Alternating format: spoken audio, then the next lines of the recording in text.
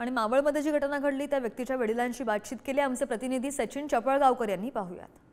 मुख्यमंत्र्यांनी एका ठिकाणी स्पष्टीकरण देताना आम्ही अशाच एका केसमध्ये जो आरोपी आहे त्याला फाशीची शिक्षा सुनावण्यामध्ये यशस्वी झाले असल्याचं त्यांनी सांगितलं आणि सरकार आमचं कुठल्याही परिस्थितीमध्ये ह्या घटनेकडं अतिशय केअरफुली बघत असल्याचं मुख्यमंत्र्यांनी सांगितलं. सगळ्यात महत्त्वाची गोष्ट म्हणजे ही घटना ज्या मुख्यमंत्र्यांनी सांगितली आणि त्यानंतर पुढारीची टीम ज्यावेळेस यावर सर्च करायला लागली त्यावेळेस त्यांच्या लक्षात आलं की ही घटना पुणे जिल्ह्यातील कोथुर्णे गावात घडली होती.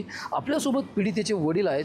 आपण त्यांच्या तोंडून ऐकूया की नेमकं हे घटनेमध्ये काय झालेलं आहे. काय सांगाल? घटना घडली आणि त्यानंतर फास्ट ट्रॅकवर ही केस चालवली गेली आणि काय काय निकाल लागला?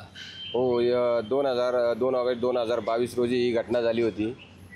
त्यानंतर मार्च 2024 रोजी आरोपीला फाशीची शिक्षा आणि आरोपीचा सहकारी त्याची आई तिलाही 7 वर्षाची सक्त मजुरी सुनावण्यात आलेली आहे. या घटनेमध्ये आईने काय केलं होतं? मुलाला हा गुन्हा लपवण्याचा प्रयत्न केला होता किंवा मुलाला पूर्णपणे त्याची साथ होती. ओके, आता तुमची मागणी काय असणार आहे? निकाल तर फाशीचा लागलेला आहे, काय तुमची मागणी असणार? या निकालाची अंमलबजावणी जी आहे ती लवकरात लवकर करण्यात यावी हीच सरकारला माझी विनंती आहे. ह्या घटनेमध्ये फास्ट ट्रॅकवर चालल्यामुळे 2 महिन्यापूर्वी फाशी नक्कीच झालेली आहे. मुख्यमंत्र्यांनी सांगितलेली जी गोष्ट आहे त्यामध्ये ह्या घटनेचा उल्लेख नक्कीच असावा असंही वाटतंय आणि ह्या घटनेमध्ये लवकरात लवकर आरोपीला फाशी व्हावी असंही त्या पीडितेच्या वडिलाचं म्हणणं आहे. सचिन चपळगावकर, पुढारी न्यूज, पुणे.